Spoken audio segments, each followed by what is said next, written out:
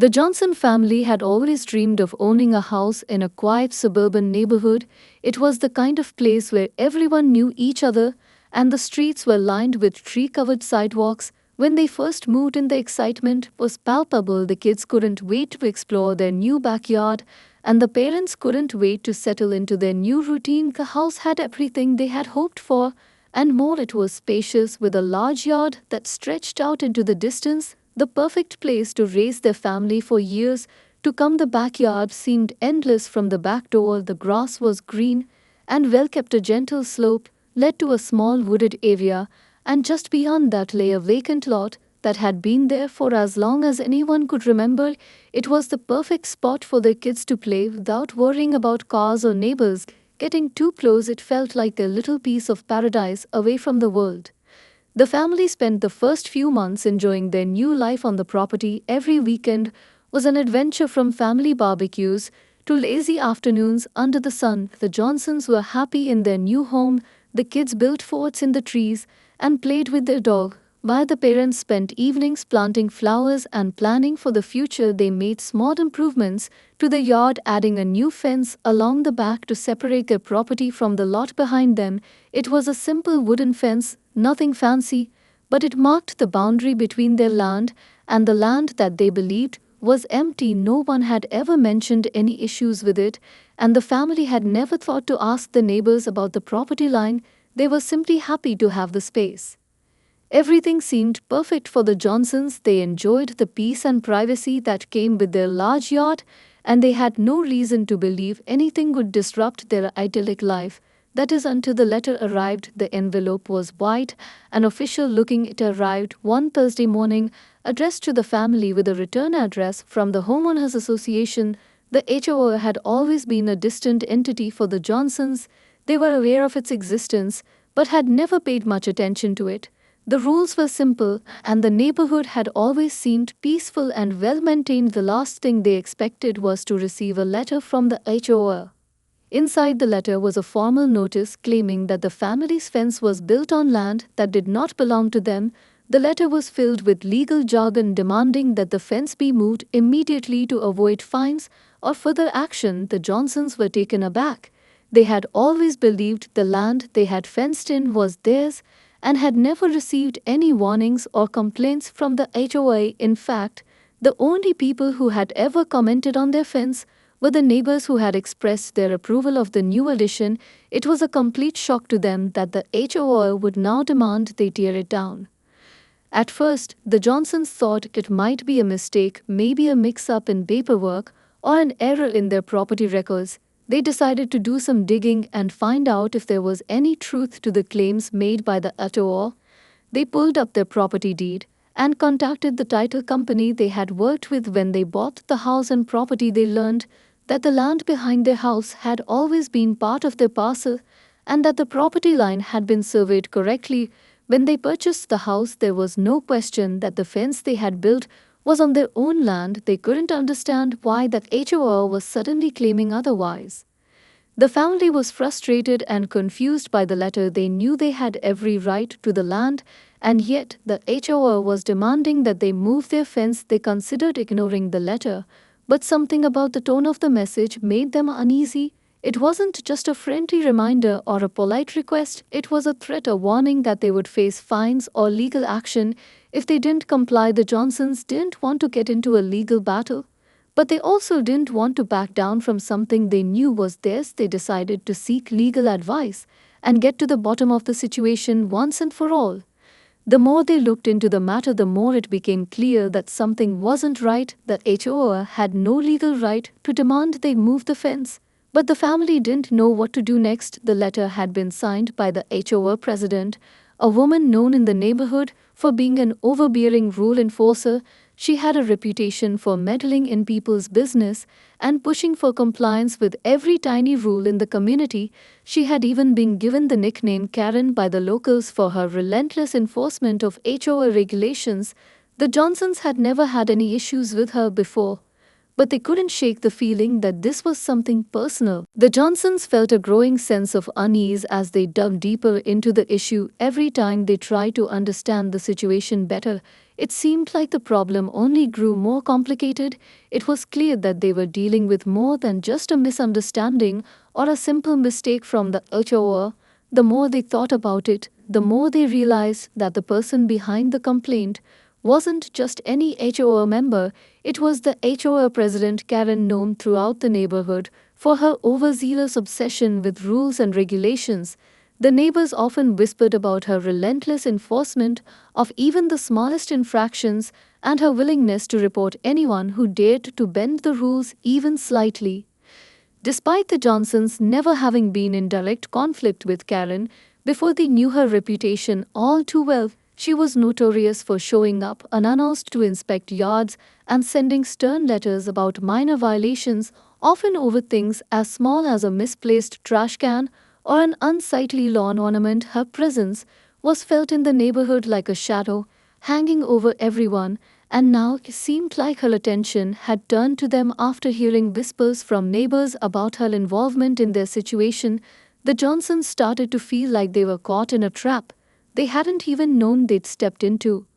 The family tried to keep things calm. They decided to consult a lawyer to see what their options were. They were not going to just roll over and let someone take their land. They had the legal documents to prove their ownership of the property, and they weren't about to let Karen or the HOA take that away from them.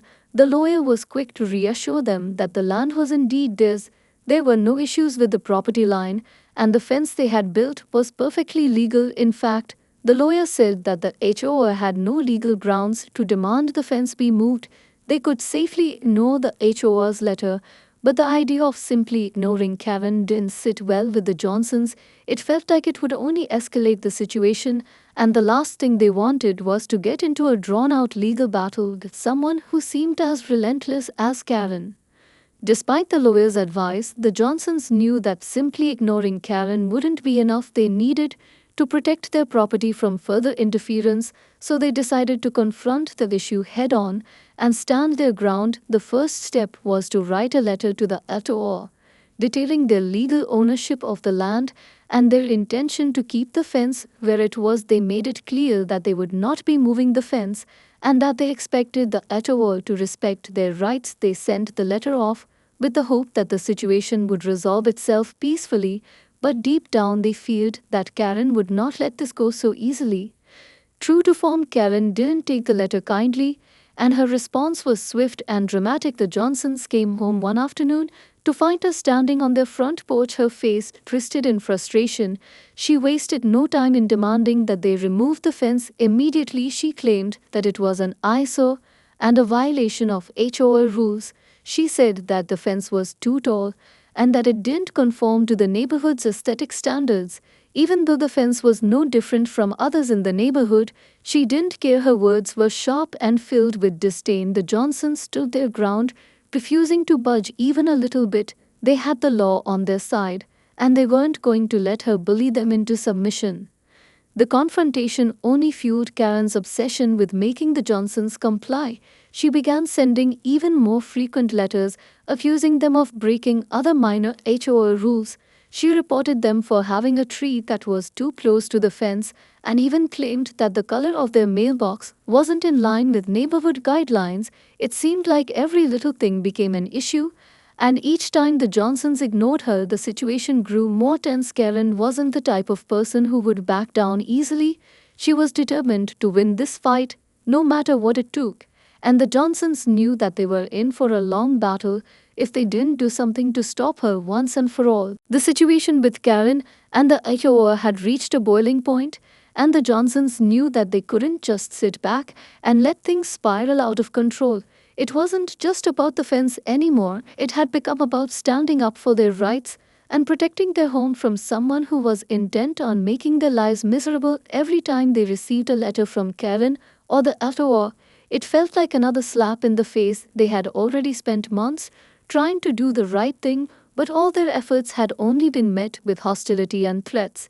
They knew that Karen wasn't going to stop anytime soon, and they needed to take more decisive action. One evening, after yet another heated discussion about how to proceed, the Johnsons decided that enough was enough. They had been patient long enough, and it was time to take matters into their own hands. They would not allow Karen or the HOA to dictate what they could and couldn't do with their own land. They knew that legally they were in the right.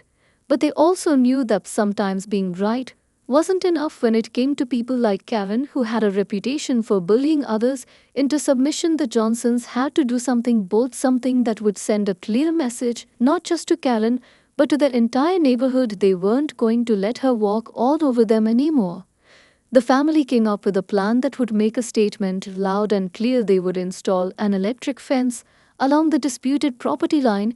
It was an unexpected move, one that would surely get Karen's attention, but it was also a way for the Johnsons to show that they were serious about their land and weren't going to let anyone take it from them. They began preparing for the installation of the electric fence. With careful consideration, they researched the best materials and tools and even consulted with experts to ensure that the fence would be both effective and safe. The last thing they wanted was to cause unnecessary harm to anyone, but they also knew that they needed something that would make it clear that they weren't backing down. The day they started installing the electric fence was one of mixed emotions for the Johnsons. They were nervous about how Karen and the HOA would react, but at the same time they felt a sense of empowerment. For the first time in months, they were taking control of the situation. The installation process took several days as they carefully laid out the wire posts and connected everything to the power supply. The electric fence was not only functional but also designed to be discreet. It blended into the landscape without being an eyesore, but it was clear enough to anyone who saw it that this was their property and no one was going to take it from them. As the fence began to take shape, the Johnsons couldn't help but feel a sense of satisfaction, knowing that they had taken a stand. They were no longer going to cower under Karen's demands or the HOA's threats. The electric fence was a powerful statement, and they hoped it would finally put an end to the constant harassment that had been plaguing them for so long. But they also knew that installing the fence would only escalate the situation further. Karen had made it clear that she wasn't the type of person to back down easily, and they expected her to be furious when she saw the new addition to the property. Sure enough, it didn't take long for Karen to notice the electric fence. As she drove by one afternoon and saw the freshly installed barrier, her face turned red with fury. She immediately stopped her car and stormed up to the Johnsons' front door. Her anger was palpable, and the Johnsons could already hear the familiar harsh tone of her voice. Before she even spoke, she demanded that the fence be taken down immediately, accusing them of creating a dangerous and unsightly addition to the neighborhood. She claimed that the electric fence violated HOA guidelines and that the Johnsons had gone too far.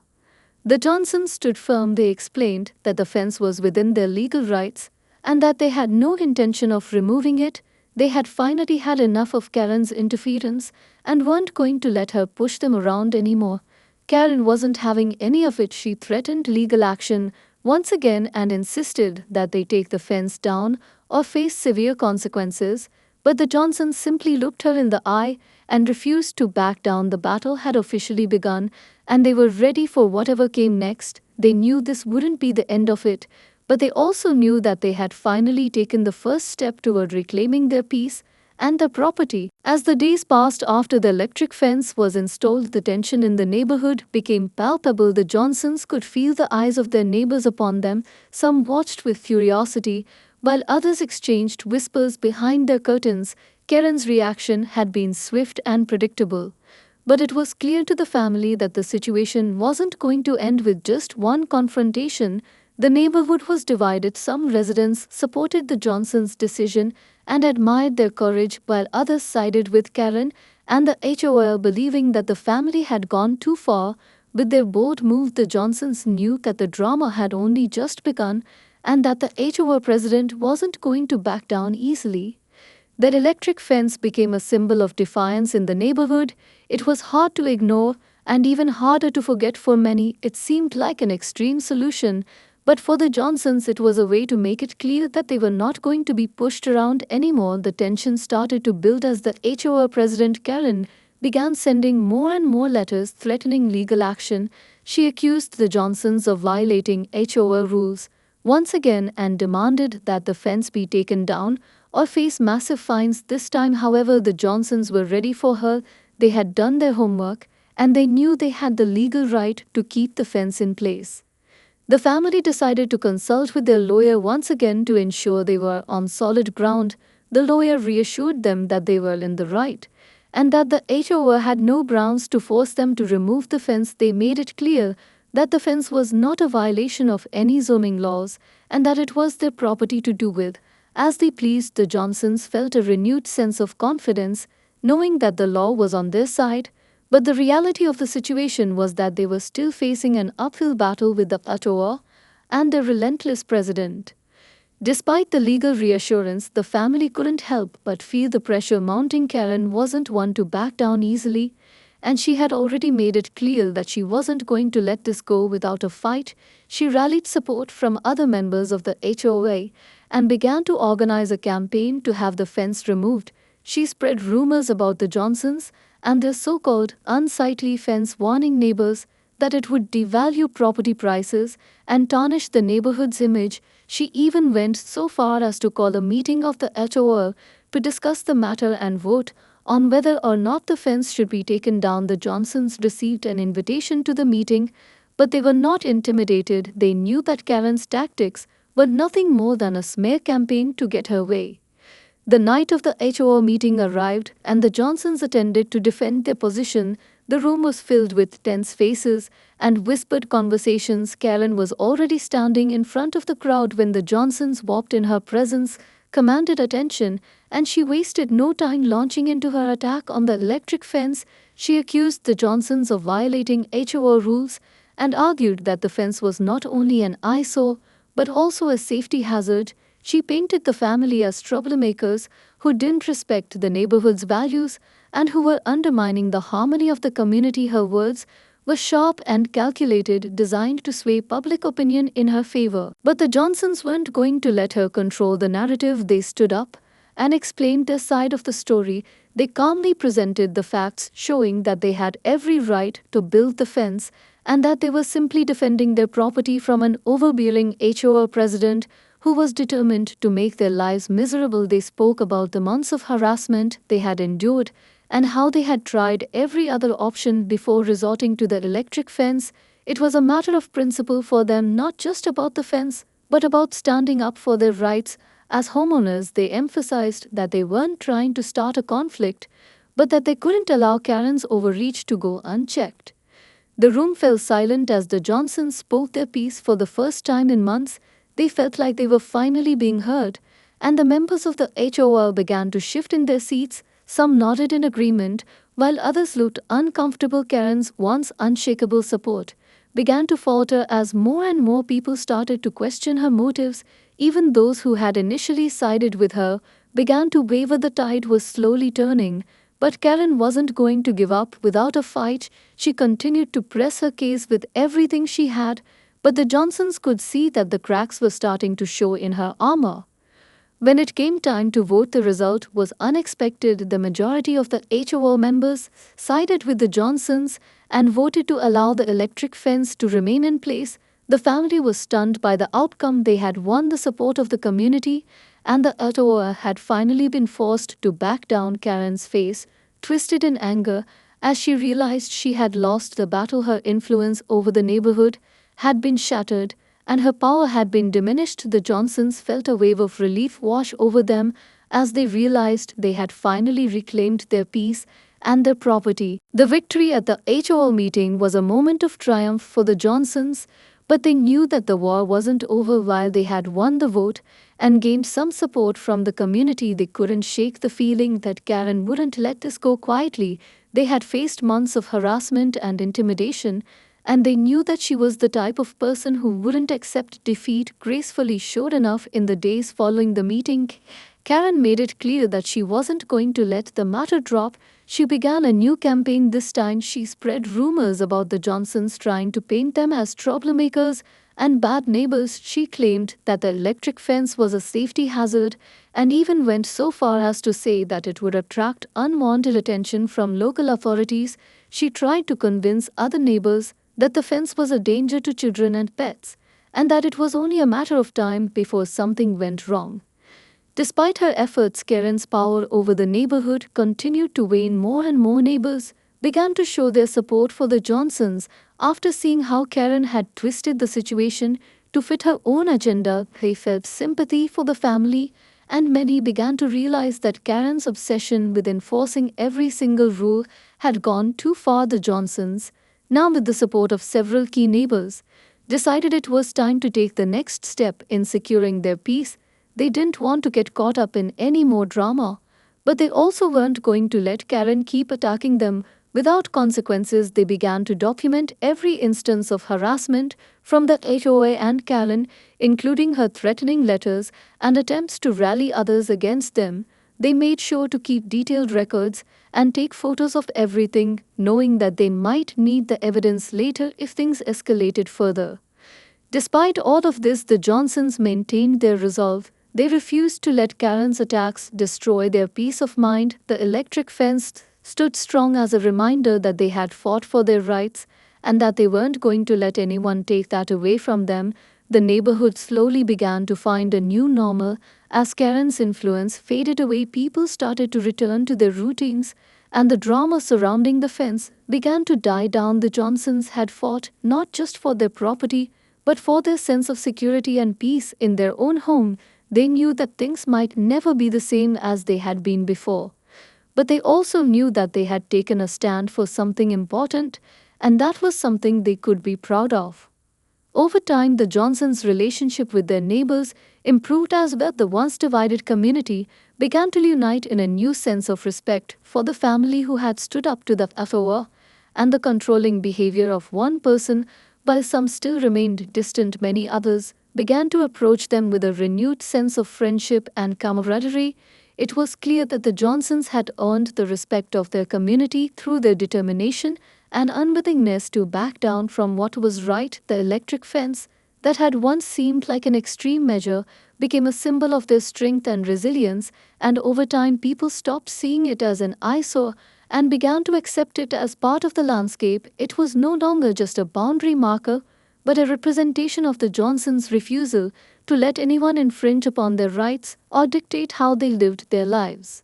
Meanwhile, Karen, now isolated and discredited, began to fade into the background. She still held the title of HOA president, but it was clear that her influence had been irreparably damaged. Her once powerful position was no longer respected by the majority of the neighborhood, and her attempts to enforce her will over the community seemed to fall on deaf ears. People no longer feared her or obeyed her orders, and in time the HOA began to focus more on maintaining the neighborhood's appeal in a way that respected the autonomy of its residents rather than enforcing petty rules and regulations designed to control every aspect of their lives. Karen's power had slipped away, and with it, her grip on the neighborhood was lost for good. For the Johnsons' life slowly returned to normal. They continued to enjoy their backyard and their peaceful existence, free from the constant interference of the HOA or Karen. They had been through a difficult and stressful ordeal, but they had come out stronger on the other side. Their victory wasn't just about keeping a fence up, it was about reclaiming their rights and standing up against those who would try to take them away. They had learned valuable lessons about perseverance, community, and the importance of standing up for what is right, and they knew that they would never let anyone take their land or their peace from them again. Months passed after the battle with Karen and the HOA, and the Johnsons began to settle back into a routine life, felt less tense without the constant threat of harassment hanging over them. The electric fence still stood tall, marking the boundary of their property as a silent reminder of the struggle they had endured. It wasn't just a fence anymore, it was a symbol of their resilience and a representation of everything they had fought for. But while the Johnsons had managed to regain a sense of peace, the ripples from their confrontation with Karen continued to affect the neighborhood in ways they hadn't expected. Some residents who had once sided with Karen began to see her in a new light. They had started to realize how overbearing and controlling her behavior had been, and how it had created unnecessary tension in the community. Many of them started to distance themselves from her and began to express their support for the Johnsons in subtle ways. Small gestures like waving when they passed by or chatting with them at the mailbox showed that the Johnsons' struggle had won them some unexpected allies. Even the HOA itself seemed to shift its focus away from enforcing every trivial rule and began to show a bit more flexibility in its approach to neighborhood management. The Johnsons never expected to completely change the way things worked, but they were glad to see that the neighborhood had taken a step toward a more balanced and respectful atmosphere. But Karen's downfall wasn't over yet. She had spent so much time trying to tear down the Johnsons and make them feel like outcasts that she had lost the support of many who had once followed her blindly. In a quiet moment of realization, she found herself isolated and alone. She no longer had the influence she once wielded, and the people she had once tried to control had begun to move on. Without her, she still tried to hold on to her position as HOA president, but with each passing day, her grip on the neighborhood became weaker. Her attempts to rally support fell flat, and fewer people took her seriously. Karen's isolation became more pronounced as even her closest allies began to quietly withdraw from her side. She found herself at odds with those she had once shared common ground with, and the walls of her influence continued to crumble around her. The Johnsons, meanwhile, continued to live their lives in peace. They had made the decision to put the drama behind them and focus on their family and their home. They still remembered the stress and frustration of dealing with Karen and the HOA, but they no longer let it define their lives. They had found new ways to enjoy their property, and the neighborhood had slowly begun to feel like a place they could call home again. It was no longer just a battleground between them and the HOA, but a place where they could grow and thrive without fear of unnecessary interference. One day, as the family sat together enjoying a quiet evening at home, they received a letter from the HOA. It wasn't the usual threatening letter demanding compliance with some obscure rule or regulation. Instead, it was a letter of apology signed by several members of the HOA board. The letter acknowledged the tension that had occurred in the past and expressed regret for how the situation had been handled. They thanked the Johnsons for their patience and resilience and promised that the HOA would be more mindful of its residents moving forward. The letter was a small gesture, but for the Johnsons, it was a sign that things were finally shifting in the neighborhood. As the years went by, the electric fence remained a part of the Johnsons' property, but its presence became less significant over time. It was no longer a point of contention, but simply a part of their landscape. It had been the turning point in their battle for their land and their rights, and though it was just a fence, it represented the victory they had earned through sheer determination and a refusal to back down from someone who tried to control their lives. The Johnsons had fought for their right to live without constant interference, and in the end, they had won their peace back. Karen, on the other hand, faded into the background of the neighborhood. She no longer held the title of HOA president, and her influence was all but gone. She had spent so many years trying to control the lives of those around her that she had alienated everyone who once supported her. She had been too focused on power and control to realize that true leadership comes from respect and understanding, not from intimidation and manipulation. Eventually, she moved out of the neighborhood altogether, seeking a fresh start elsewhere.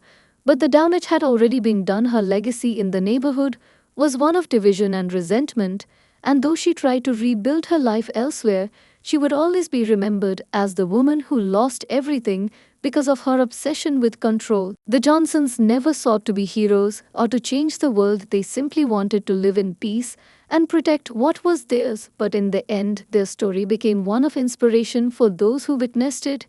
They had shown that standing up for your rights, no matter the odds, could lead to victory, and that no one should ever be made to feel small or powerless. When it comes to their own home, they had fought for their land and their freedom, and in doing so, they had shown their community what true strength and resilience looked like. Years later, when the Johnsons looked back on the ordeal, they saw it as a defining moment in their lives. It had taught them the importance of perseverance and the value of standing up for what was right. They had emerged from the battle stronger and more united than ever, and they knew that no matter what challenges they faced in the future, they would always have the strength to face them head-on, knowing that they had already fought the hardest battle of all. As time passed, the Johnsons found themselves fully settled into the neighborhood without the looming threat of Karen or the HOA breathing down their necks. the electric fence that had once sparked so much controversy became nothing more than a regular part of their property, and soon most neighbors stopped paying attention to it altogether. The Johnsons took pride in the fact that they had stood their ground and defended their rights, and they knew that without their determination things could have turned out very differently. The peace they had fought so hard to achieve now felt normal, and for the first time since moving in, they could finally enjoy their home without fear of constant harassment. The neighborhood itself began to change after Karen's influence faded away. The new HOA leadership took a more reasonable and balanced approach to enforcing community guidelines. Instead of focusing on petty infractions, they prioritized improving shared spaces and organizing community events. The atmosphere grew more relaxed and friendly, and neighbors who had once been afraid to speak up against Karen's harsh policies now felt free to voice their opinions. The Johnsons noticed a shift in how people treated them too. More neighbors stopped by to chat or wave hello, and a few even apologized privately for not supporting them during the height of the conflict. The family accepted these apologies graciously, knowing that fear of retaliation had kept many people silent during the battle. One day, while working in the backyard, Miss Johnson noticed a new family moving into the house where Karen had once lived. He felt a strange mix of relief and curiosity as he watched the movers unload furniture and boxes from the truck. He wondered if the new residents knew the history of the property or the drama that had unfolded in the neighborhood, but he pushed those thoughts aside and decided to give them a chance to make their own impression. When the new neighbors finally settled in, the Johnsons made a point to welcome them with a friendly introduction and a plate of homemade cookies. The new family, a young couple with 2 kids, seemed warm and approachable. They expressed excitement about joining the neighborhood and had no interest in the petty politics that had once caused so much division. The arrival of the new family seemed to symbolize a fresh start for the entire community. Without Karen's constant interference, the neighborhood began to thrive in ways it never had before. Neighbors who had once kept to themselves started participating in block parties and community cleanup days. The tension that had hung over the neighborhood for so long was gone, and in its place was a renewed sense of community and connection. The Johnsons felt a deep sense of satisfaction knowing that their fight had contributed to these positive changes. They hadn't just stood up for themselves, they had helped reshape the neighborhood into a better place for everyone. Despite everything they had been through, the Johnsons never regretted their decision to install the electric fence. It had been a bold move, but it was one that had protected their property and sent a clear message that they wouldn't be bullied or intimidated by anyone. And now, years later, that fence still stood as a quiet reminder that standing up for your rights is always worth it, no matter how hard the battle may be. As the seasons changed, the Johnsons continued to enjoy the peaceful life they had fought so hard to protect. The new HOA leadership remained fair and reasonable, and the neighborhood began to feel like the welcoming community they had always hoped for. Without Karen's constant meddling, people felt more relaxed and free to enjoy their homes without the fear of being reported for minor infractions. The Johnsons spent more time outdoors, gardening, hosting barbecues, and enjoying the backyard that had once been the center of so much controversy. The electric fence still stood, but now it blended into the background, just another part of their home that served as a symbol of their determination and resilience. One afternoon, while working in the garden, Mrs. Johnson noticed an envelope tucked against the front door. For a brief moment, her heart raced as memories of Karen's threatening letters came flooding back, but when she opened it, she found a handwritten note from a neighbor expressing gratitude for the stand her family had taken. The note thanked the Johnsons for pushing back against Karen's controlling behavior and for helping to create a more positive atmosphere in the neighborhood. It was a small gesture, but it meant a lot to Mrs. Johnson, knowing that their struggle had made a real difference in the lives of those around them. As time went on, the Johnsons became known as the family who had stood up to the HOA and won. But they didn't let that define them. Instead, they focused on building strong relationships with their neighbors and contributing to the community. They volunteered to help with neighborhood events, and Mrs. Johnson even joined the HOA board to ensure that future decisions would be made with fairness and transparency. Rather than using his position to settle old grudges, he worked hard to create a balanced approach that respected both the rules and the rights of homeowners. Under his influence, the HOA became more cooperative and less aggressive, fostering an environment where everyone felt heard and valued. Despite the positive changes, Karen's shadow still lingered in subtle ways. Every now and then the Johnsons would overhear whispers about her from longtime residents. Some spoke of how she had once ruled the neighborhood with an iron fist, while others speculated about where she had gone after leaving the community entirely. But for the Johnsons, it no longer mattered. Karen's departure had given them the freedom to enjoy their home without interference, and they refused to let her memory take that away from them. One evening, as the Johnsons sat on their back porch watching the sunset, their children played happily in the yard, safe within the boundary of the electric fence. It was a peaceful moment, one that reminded them of why they had fought so hard in the first place. They had wanted to create a place where their family could feel safe and secure, and despite all the obstacles, they had succeeded. The electric fence, that had once symbolized conflict, now stood as a testament to their strength and their refusal to back down when their rights were threatened. Looking out at their home and the neighborhood beyond, the Johnsons felt an overwhelming sense of pride and peace. They knew they had faced one of the toughest challenges of their lives and come through stronger on the other side.